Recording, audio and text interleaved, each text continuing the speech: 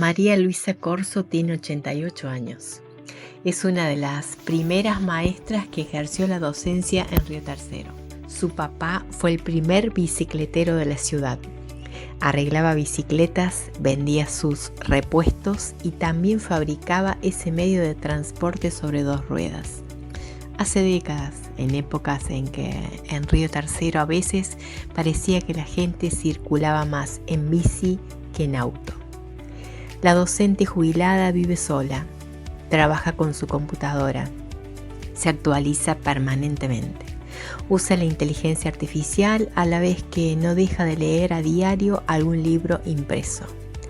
Después de 36 años de ejercer su profesión, asegura que la docencia sin vocación no puede existir.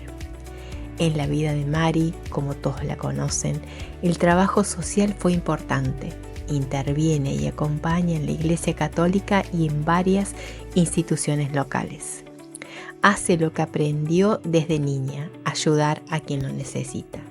Hoy, en la hora de los 60.000, contamos la historia de María Luisa Corso. Bueno, Mari, su historia está ligada a los inmigrantes como todos. ¿Cuál es esa historia? Cuéntenos.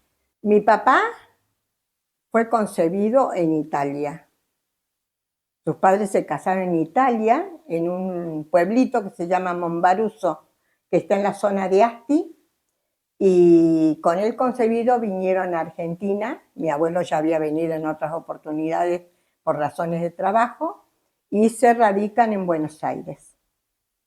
Ahí nace mi papá en 1908.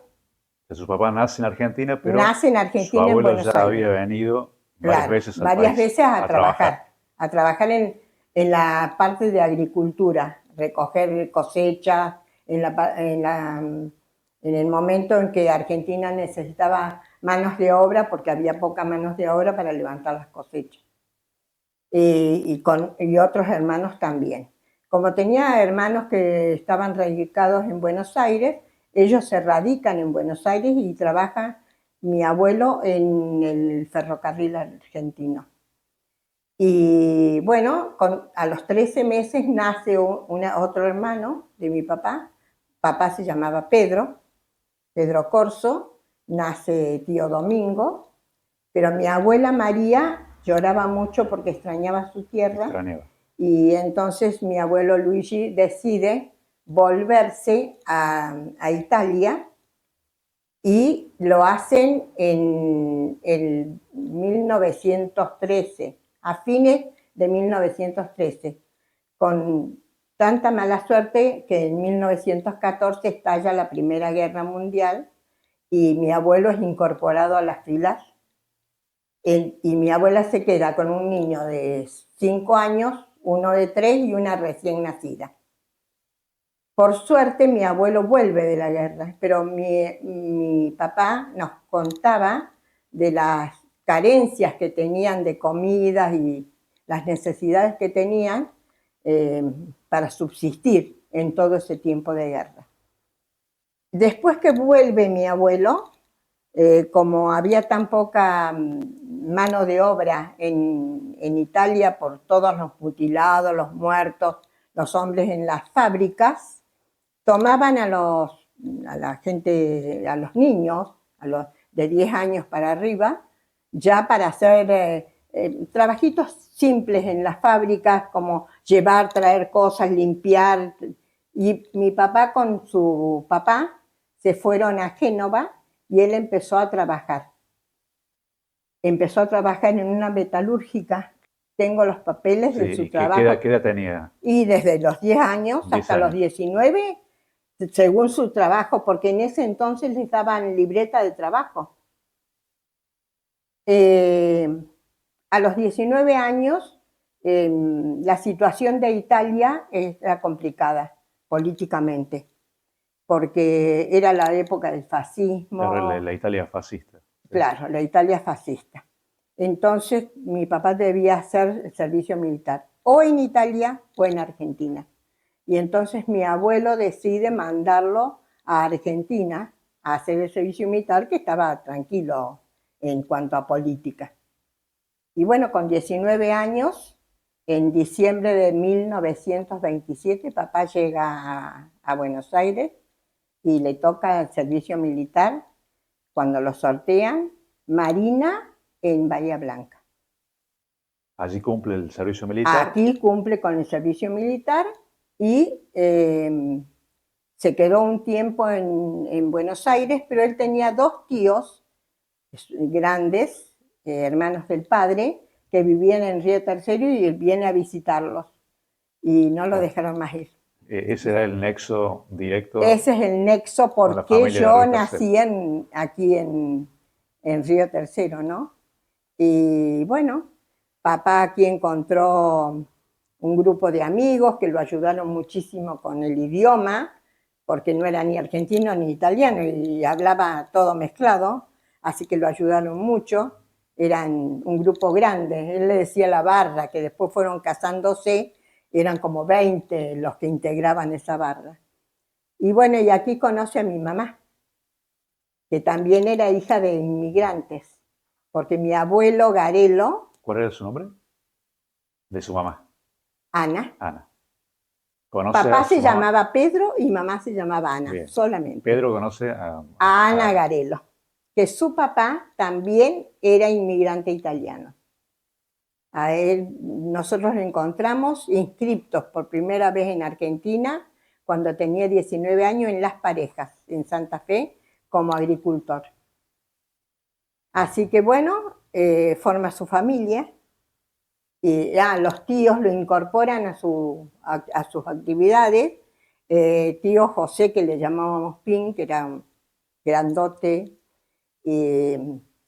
tenía un bar con venta de... Allá en ese entonces se le decía despacho de bebidas y ventas de golosinas. Y además tenía un aserradero y distribuía mercadería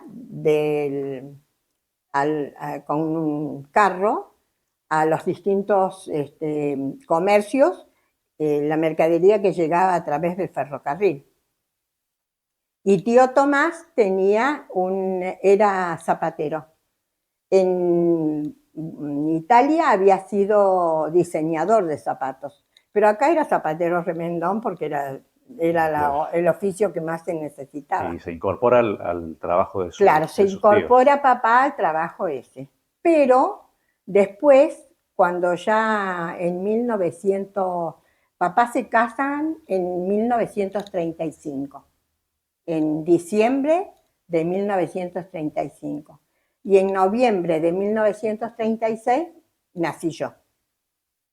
Y ahí comienza mi historia, ¿no? Bueno, papá vio la necesidad de... Él había estado trabajando en una metalúrgica en Italia. Y acá comenzaba ya la fábrica militar. Entonces vio la necesidad de talleres. Y se estuvo en sociedad con un señor, Carlos Ferrato, pero poco tiempo. Y él se queda con esa sociedad, le compra a Ferrato y se queda con ese taller que después lo amplía.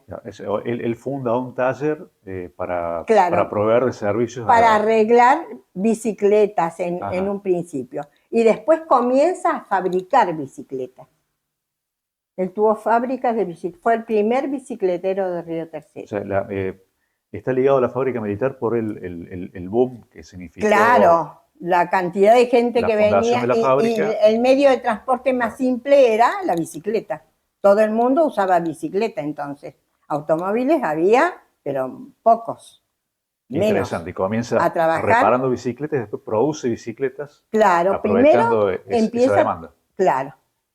Y venta de repuestos de bicicleta. O sea que yo a los 10 años ya estaba sentadita para avisarle a él cuando llegaba alguien a comprar, y a los 13 años ya a máquina hacía los pedidos. Ahora se voy a preguntar, ¿usted se incorpora de alguna forma al trabajo de su trabajo, papá? a ayudarle a papá en su trabajo. Así que, bueno. Atender, trabajo administrativo. Exactamente, mientras asistíamos al colegio, porque era sagrado asistir al colegio. Sí, sí. En ese entonces teníamos clase hasta los días sábados. No había opción, no era había opción. Trabajar o estudiar, era sí estudiar o sí, y trabajar. Había que ir a educarse. Incluso papá, que no había terminado su escuela primaria, terminó su escuela primaria acá en la escuela nocturna.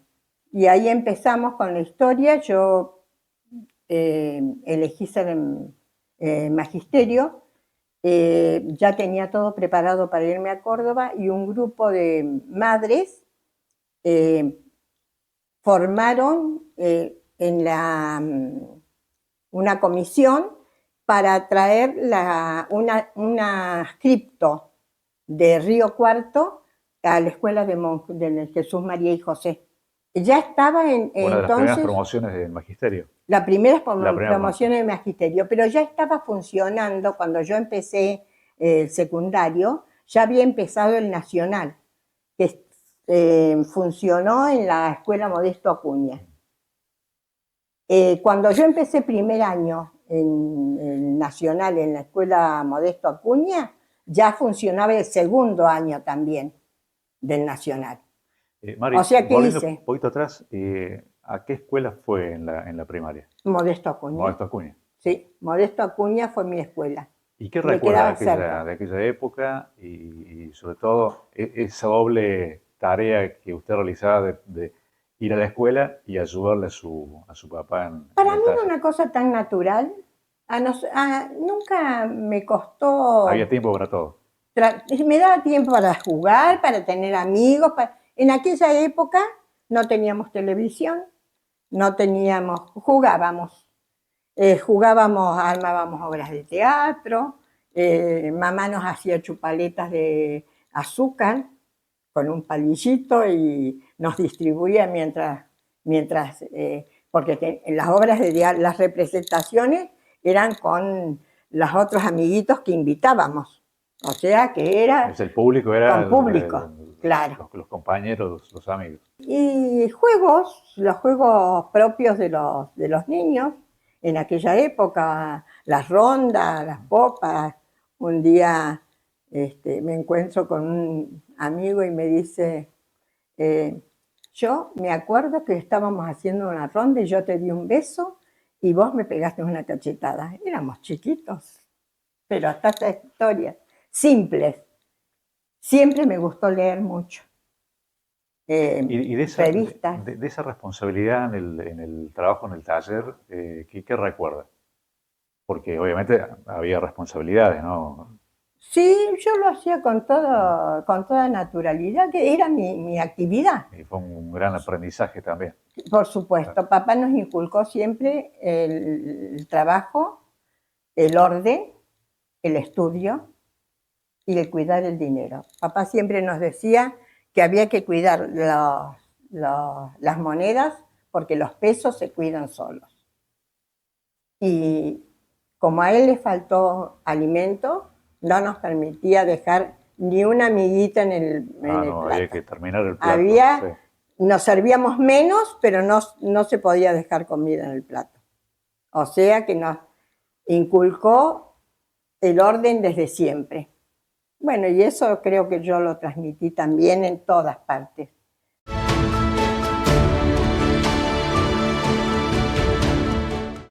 Sumate al plan Más Conectados de Riotel Fibra y disfruta nuestros nuevos planes.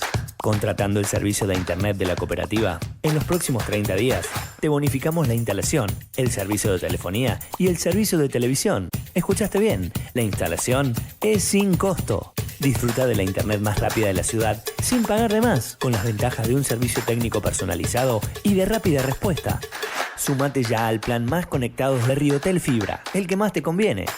Solicita promotor al 411-111 o en nuestras redes sociales. Acompañado por más de 400 intendentes y jefes comunales, el gobernador Martín Yarlora firmó el Fondo Federal Cordobés, una iniciativa destinada a promover el desarrollo de municipios y comunas en un contexto nacional de restricciones económicas y financieras. Y para tener un buen gobierno hay que tener también recursos. y es esto lo que vamos a hacer hoy. Nos vamos a asegurar con estos recursos que de la misma manera que el otro año hubo una obra en cada gobierno, con estos 100.000 millones, sabemos que este año también va a haber una obra importante en cada una de las ciudades y en cada una de las comunas de nuestra querida provincia. Con tu apoyo, seguimos haciendo. Gobierno de Córdoba. Gestión Martín Yarlora. Nos encontramos en el barrio Salto. Estamos aquí en el despliegue de fibra óptica que está realizando la cooperativa, con un avance del 80% aproximadamente. Restan unas 15 cajas, de 40 cajas de colocar para empezar a dar el servicio en el barrio. Bueno, acá, como dice Manuel, estamos terminando lo que sería la última etapa de conectividad de Almafuerte. Es un proyecto que hizo la cooperativa hace aproximadamente 4 años. Lo encaramos con fondos propios. La idea es generar la conectividad al 100% de los abonados de la localidad a un servicio de fibra óptica, garantizando una velocidad de datos y una conectividad segura. Es muy importante recordar que toda la obra de fibra óptica, al igual que la mayoría de las obras que lleva la cooperativa adelante, son con fondos propios, administrando los recursos de la cooperativa a través de los asociados.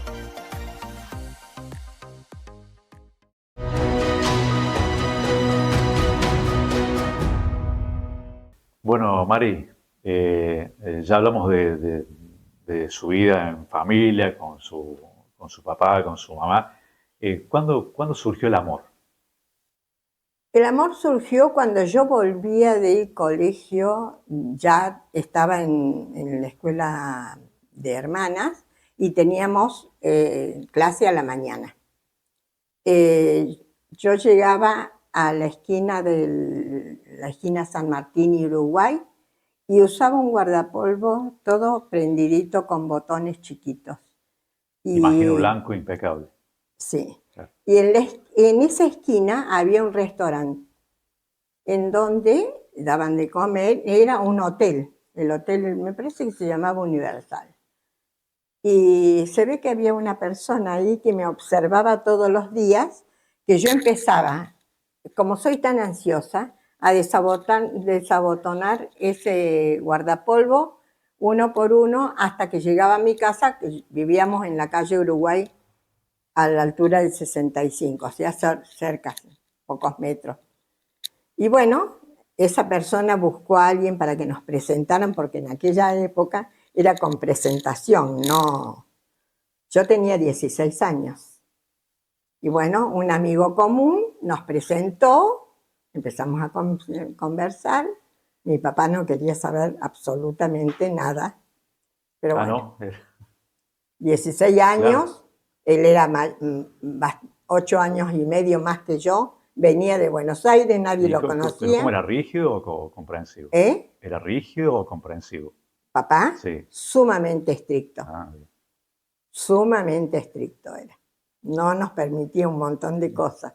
Pero bueno, con amor creo que lo hacía y cuidándonos. Y bueno, y ahí conocí a Horacio Semería, con el que me puse de novia, y con el que me casé siendo muy jovencita. Me casé a los 19, recién cumplido, porque nos íbamos a casar en octubre, yo cumplo años en noviembre, cuando tenía 18, pero esta casa en donde estamos en este momento, la levantó él antes y no la habían terminado, entonces teníamos que esperar. Nos casamos el 28 de enero de 1956. Había que esperar que se terminara la casa para habitarla. Así que bueno, ahí lo conocí a Horacio. ¿Y Horacio cómo vino a parar a Río Tercero? Que sus padres, que trabajaba en Buenos Aires, con la crisis del 30, se queda sin trabajo y presenta su currículum para las obras que retomó el gobierno argentino, las obras que habían dejado los ingleses sin terminar del dique de Río Tercero. Y entonces, del embalse, ¿no?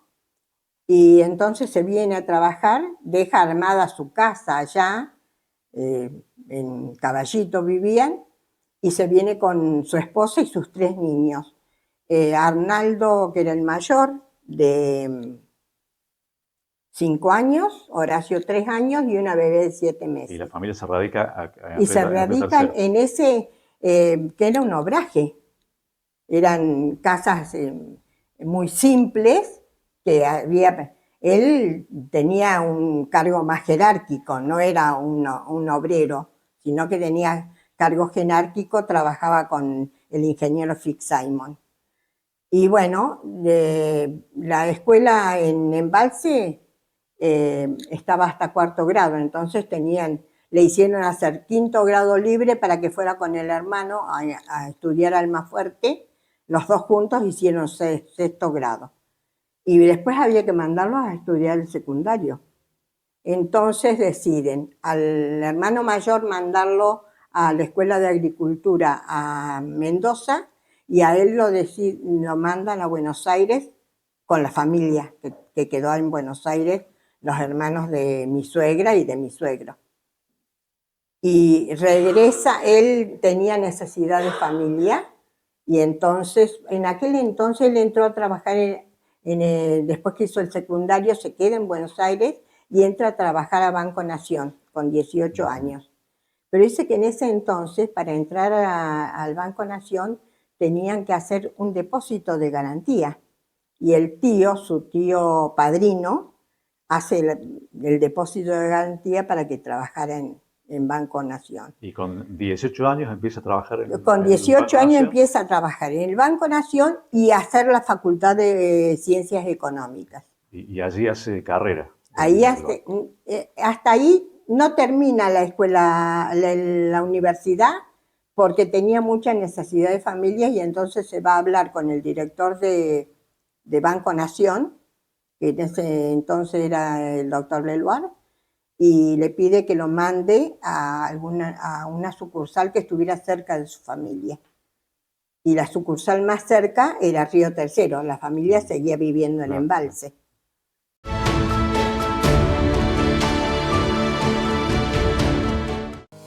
El gobernador Martín Yarlora visitó Villa Carlos Paz, donde participó de la 4ª edición de la fiesta de gala de la comunidad turística y comercial de la Villa Serrana. Ante empresarios y referentes del sector, anunció que el gobierno de Córdoba construirá un nuevo hospital.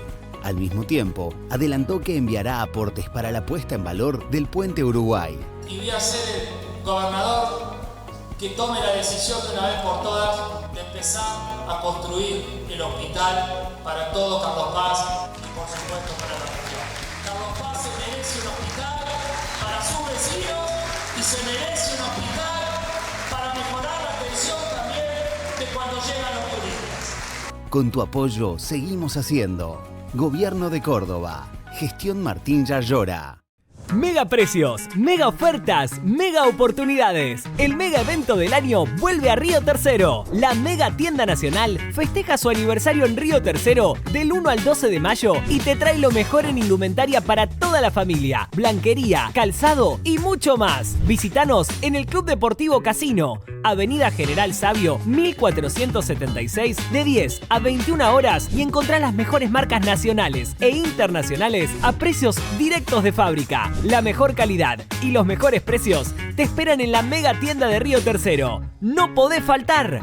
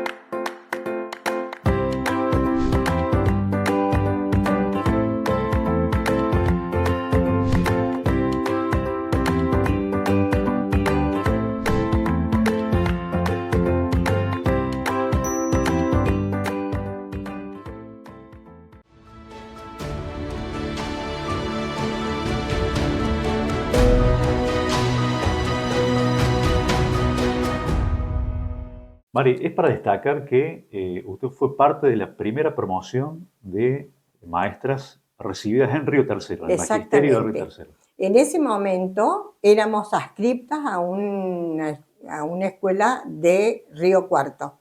O sea que nosotros cursábamos acá, pero al final del año íbamos a rendir todas las materias a Río Cuarto.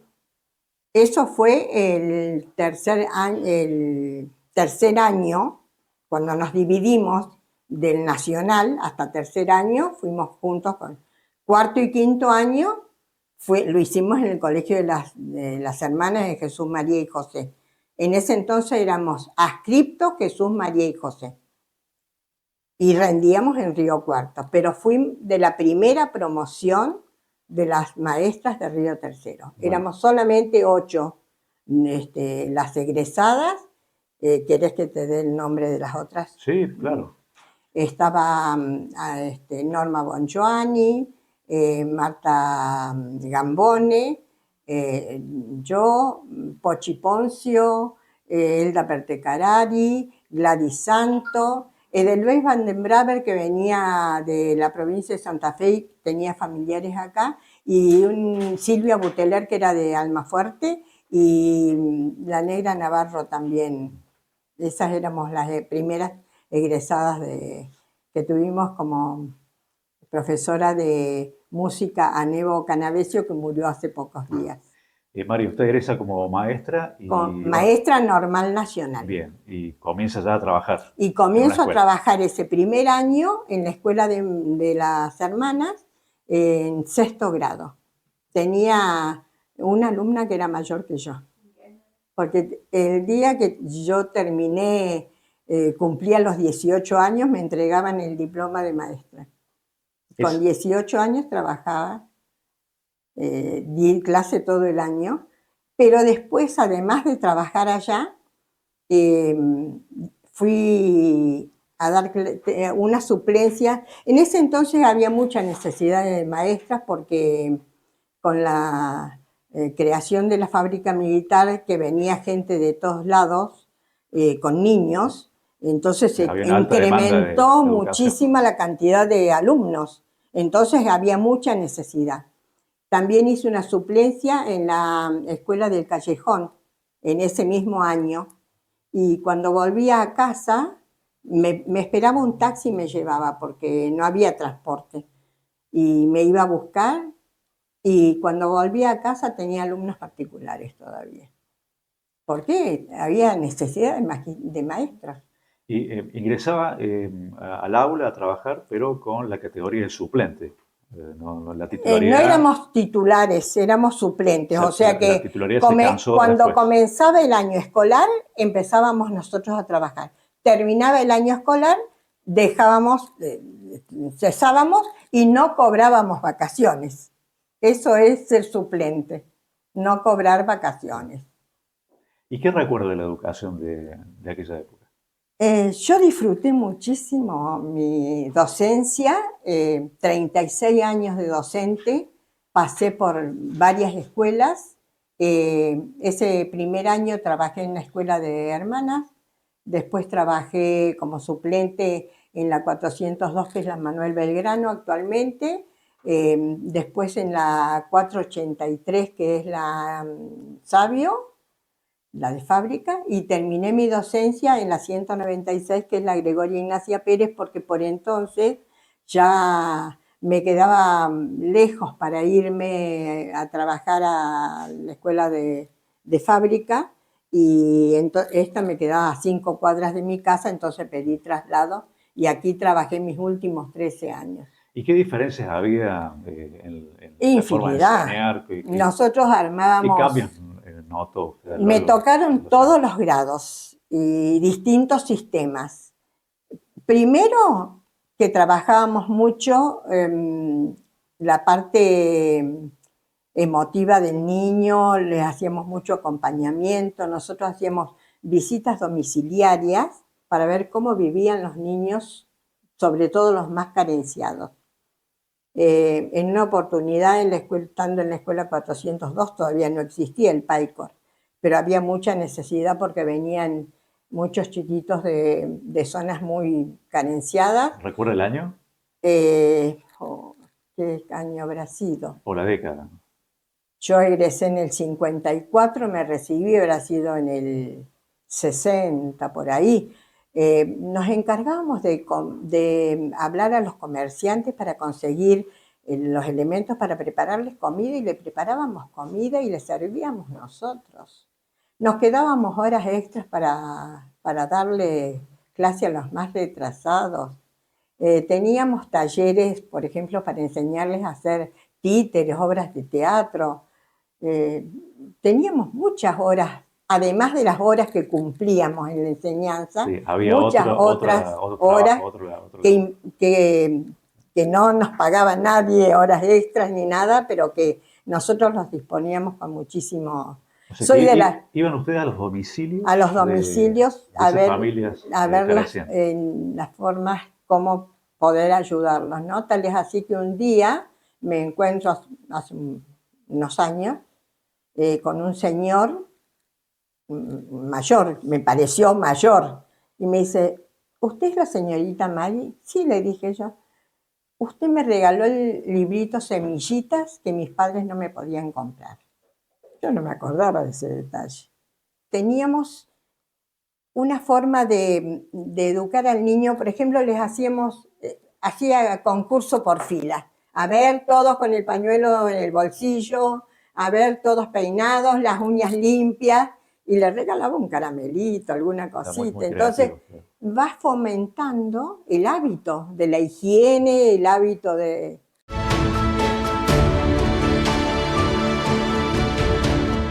Nos encontramos en el barrio Salto. Estamos aquí en el despliegue de fibra óptica que está realizando la cooperativa, con un avance del 80% aproximadamente. Restan unas 15 cajas, de 40 cajas de colocar para empezar a dar el servicio en el barrio. Bueno, acá, como dice Manuel, estamos terminando lo que sería la última etapa de conectividad de Almafuerte. Es un proyecto que hizo la cooperativa hace aproximadamente 4 años. Lo encaramos con fondos propios. La idea es generar la conectividad al 100% de los abonados de la localidad a un servicio de fibra óptica, garantizando una velocidad de datos y una conectividad segura. Es muy importante recordar que toda la obra de fibra óptica, al igual que la mayoría de las obras que lleva la cooperativa adelante, son con fondos propios, administrando los recursos de la cooperativa a través de los asociados. El gobernador Martín Yarlora, junto al intendente Guillermo de Rivas, visitó la primera etapa de la obra de la circunvalación, que ya registra un avance del 73%. Es una obra importantísima, de hecho es la obra civil tal vez más importante que se está haciendo hoy en la Argentina, para tener alguna dimensión. Este primer tramo es un tramo que va a superar los 6.000 millones de pesos. Y mi compromiso es ya adjudicar 2 tramos nuevos por un valor de casi 50.000 millones de pesos. El gobernador Yarlora también recorrió la segunda etapa de la obra de duplicación de calzada de la ruta provincial número 30, en el tramo comprendido entre la Circunvalación Oeste y la calle 18 de Marzo, que registra un avance del 42%. Con tu apoyo, seguimos haciendo. Gobierno de Córdoba. Gestión Martín Yarlora. Si te digo Riotel Fibra es más, ¿vos en qué pensás? En el servicio más completo y conveniente de la ciudad, con la red de fibra óptica directa al hogar más amplia y con internet a la más alta velocidad todo el tiempo, con servidores locales de Google, YouTube, Netflix, Facebook, Instagram y WhatsApp que aceleran los accesos a las aplicaciones más utilizadas, con la televisión en alta definición más completa, los packs más buscados, Fútbol Max Universal Adultos, más contenido local exclusivo, noticiero, programación parroquial, radios y streaming, más cámaras en puntos estratégicos de la ciudad, más un servicio técnico actualizado y de rápida respuesta. ¿Entendés por qué Riotel es más? Riotel Fibra de la Cooperativa, el que más te conviene. Solicita información por WhatsApp al 3571 41 11 11.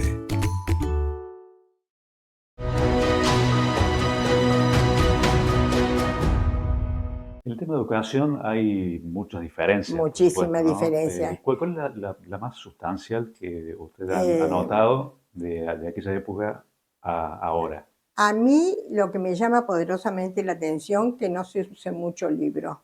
A mí me gusta, yo soy muy lectora, siempre, en toda mi familia fuimos muy lectores, ¿no?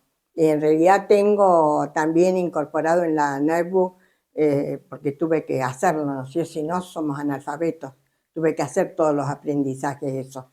Pero el papel, me parece que el poder volver en cualquier momento, subrayar importancia, hacer sinopsis, todo, me parece que los chicos de ahora no lo hacen a eso. No, yo les aconsejo siempre que se lean en voz alta, que se escuchen como leen o que se graben, porque no saben hablar, se tragan las palabras, no saben leer. Me llama poderosamente la atención que vos invitás a gente, aún en las iglesias y todo, y totalmente no titubean para leer. Y la razón puede ser en esa falta del uso del libro. A mí me parece que no se lee lo suficiente. Que ha sido reemplazado por la tecnología, claro, a lo mejor. Quizás sea eso. Nosotros trabajábamos, yo soy de la época en que trabajábamos con mimeógrafos para hacer las copias, así que calcular que estoy hablando de una docencia de 70 años atrás, 65 años atrás. ¿Qué era el mimeógrafo? Era una plancha que era de cera, hacíamos el stencil con tinta, la poníamos ahí, íbamos haciendo las copias para los chicos. Después de eso vino el Simulcop, después ya vino la fotocopiadora, pero nosotros hacíamos mis chicos, mis alumnos, hacían los mapas a pulso y aprendes con el trazo, te ubicas con el trazo. En cambio ahora es todo tan efímero, tan volátil, tan rápido. El uso del celular es central para todo. Es elemental, yo lo uso también. ¿Y está de acuerdo con el uso del celular en el aula, en la educación? ¿Cómo lo ve? Yo creo que tiene que ser medido. Todos los avances son positivos, indudablemente. No se puede negar, pero en su justa medida. No pueden ser indiscriminados. Tiene que ser controlado. Es un criterio, ¿no? Yo te estoy hablando con mis 88 años. Sí, no, obviamente. La búsqueda en la biblioteca de la escuela yo también ya uso la Google, inteligencia artificial, porque veo que es útil, pero sigo insistiendo que a mí me sigue gustando el libro de papel. Mis hijos, mis hijas, visitaron biblioteca permanentemente. Yo no les compraba libros a propósito, no porque no pudiera, sino para obligarlas a ellas a manejarse con la biblioteca. Te hablo un panorama inmenso. Hay que aprender a convivir con ambas cosas. Hay que aprender a convivir con las dos cosas. El libro de papel es necesario. Y tal es así que en varios países están volviendo atrás con todos esos sistemas. Intercalan un poco y un poco. No se puede definitivamente, no.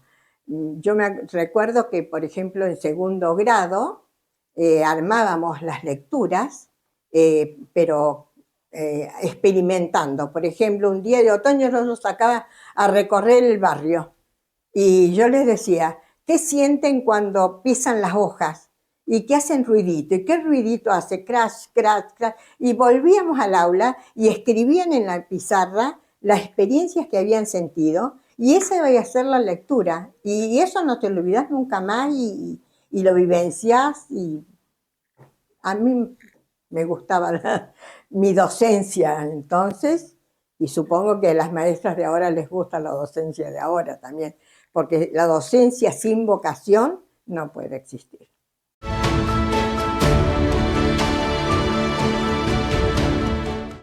El gobernador Martín Yayora presentó 600 nuevas motocicletas para la policía de Córdoba para reforzar las tareas de patrullaje preventivo tanto en la ciudad de Córdoba como en el interior provincial. Sigamos trabajando juntos. Recuerden que nosotros somos la esperanza de que la sociedad progrese. Sigamos dándole el combate a los delincuentes. Yo, como digo siempre, quiero los delincuentes tras la reja. No me gusta ver los vecinos tras la reja. Y depende de ustedes. Con tu apoyo, seguimos haciendo. Gobierno de Córdoba. Gestión Martín Yayora. Mega precios, mega ofertas, mega oportunidades. El mega evento del año vuelve a Río Tercero. La mega tienda nacional festeja su aniversario en Río Tercero del 1 al 12 de mayo y te trae lo mejor en indumentaria para toda la familia, blanquería, calzado y mucho más. Visítanos en el Club Deportivo Casino, Avenida General Sabio 1476, de 10 a 21 horas, y encontrá las mejores marcas nacionales e internacionales a precios directos de fábrica. La mejor calidad y los mejores precios te esperan en la mega tienda de Río Tercero. ¡No podés faltar!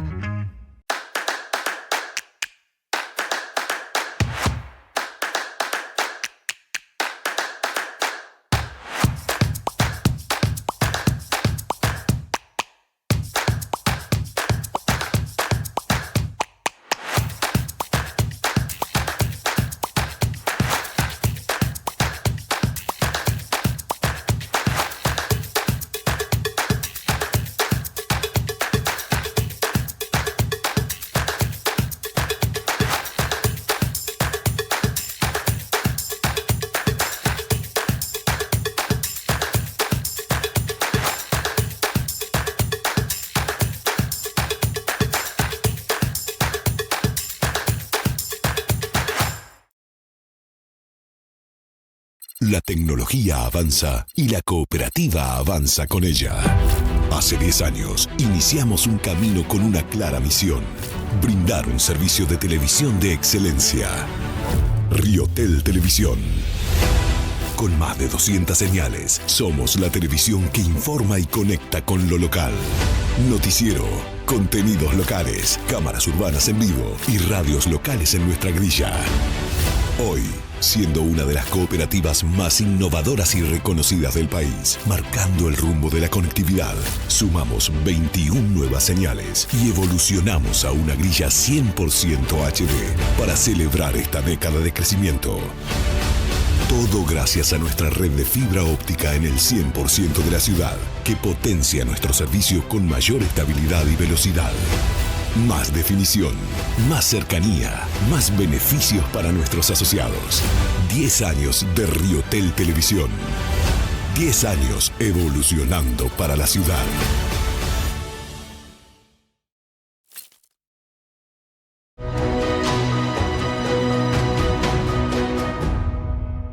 Mari, el aspecto social fue muy importante en su vida, ¿no? El trabajo social. ¿En dónde lo desempeñó?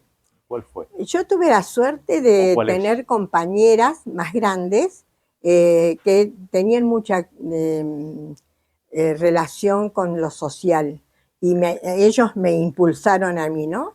Entre ellos Blanca Maldonado de Gonzano y Nela Trebuch de Ceballos. Y, por ejemplo, nos reuníamos en grupo para armar eventos, para trabajar para el Cotolengo Don Orione de Córdoba, que siempre tenía muchas necesidades porque acoge a los seres más discapacitados que existen, ¿no? Entonces, después con el tiempo decidió un grupo grande que se formó acá de traer un cotolengo a Río Tercero, y fue sobre la ruta que va a Tancacha. Ahí tuvimos una donación de un terreno de una señora de Tancacha, y se levantó el cotolengo, pero como estaba sobre la ruta, solamente teníamos niños postrados, muy deficientes, pero postrados. Entonces, yo tenía mis niñas que todavía eran chiquitas, así que las llevaba conmigo. Ellas ayudaban a entretenerlos, a darles de comer. Si había necesidad de higienizar, ellos también colaboraban. O sea, que desde pequeños les enseñé lo que es el ayudar al otro, al necesitado, ¿no? ¿Ese fue su primer trabajo social en el yo empecé con el cotolengo, sí.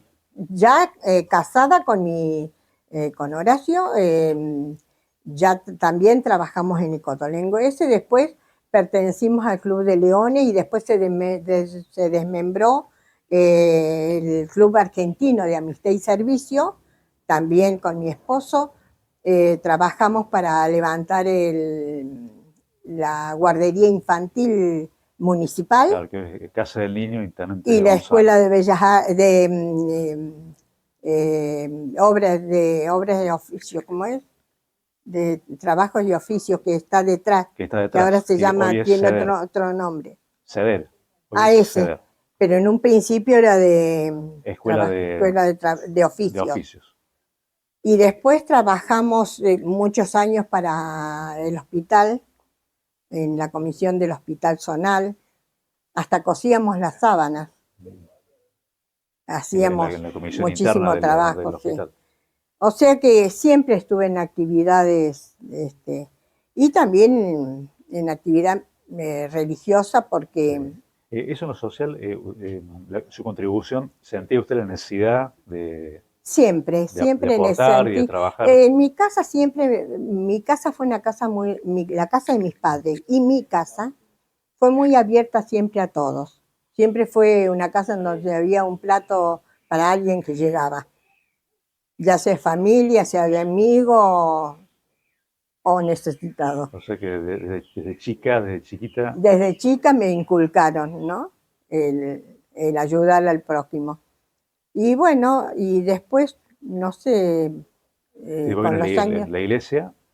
Sí, con la iglesia siempre estuve muy comprometida.